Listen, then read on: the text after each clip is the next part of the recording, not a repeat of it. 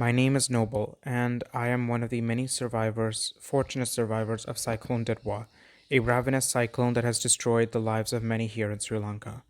The story I'm about to share is not just one about the flood, but also the before and the after. About a week before the flood came, the country received a red alert that warned every region and province of the impending disaster, the first time in many years. We had only about 2 days to prepare before the flood would come and completely tear our lives apart, so my family and I managed to put whatever was important, whatever food we had, whatever clothes we had, whatever essential medicine, whatever electronics, on high ground, on a roof, and we packed a suitcase with only our essential documents, the only proofs of our existence, and 2 days' worth of clothes each, leaving everything that made home ours. And we escaped just as the flood water crept out our door. We took refuge at a neighbor's house, who was the only one who built a 2-story house, and we had no electricity to charge our phones to call for help. I will never forget how much I thanked God when our bellies were rumbling and the boats finally came and took us all to safety.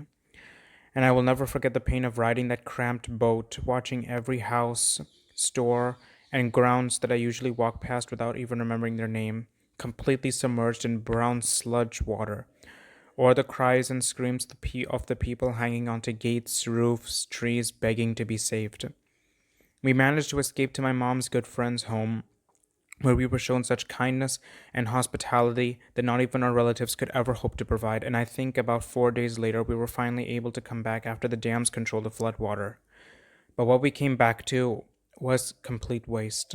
Dried mud that painted everything, the stench of rot, ruin, and a very palpable silence. Everything was gone.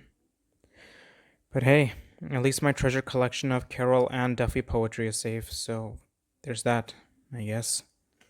Apparently, the flood water severely damaged the drainage and sewer lines, making the water even more hazardous.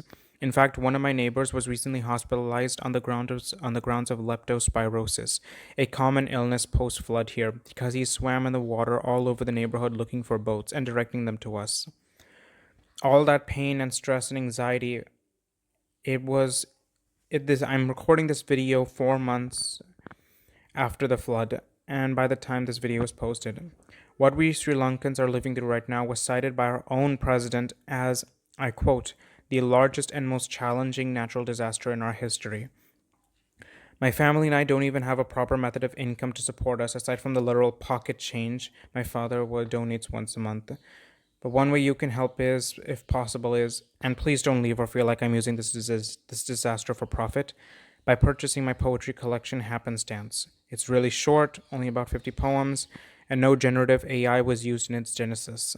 And you will be helping out not just my family, but the many families we will be helping through this dark time as well.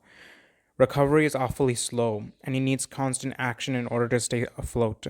But recovery is always promised so long as action is promised, so long as the promise of hope is kept. So my family and I and all of Sri Lanka will keep hoping and keep rebuilding until we return to our normal. I don't really know how to structure this video since I'm still trying to process this, whatever this thing, emotion is. I still have nightmares of walking past bloated bodies as my pants are drenched up to my abdomen, up to my belly button. I will still have nightmares of walking past demolished buildings, and I don't know what I should do or ask of you besides pray for us. Pray for the people of Sri Lanka to have the strength and courage we need. Donate if you can and sign petitions, like and comment and share and hype so more eyes are watching and more hearts are praying, and may you have the day you so rightfully deserve.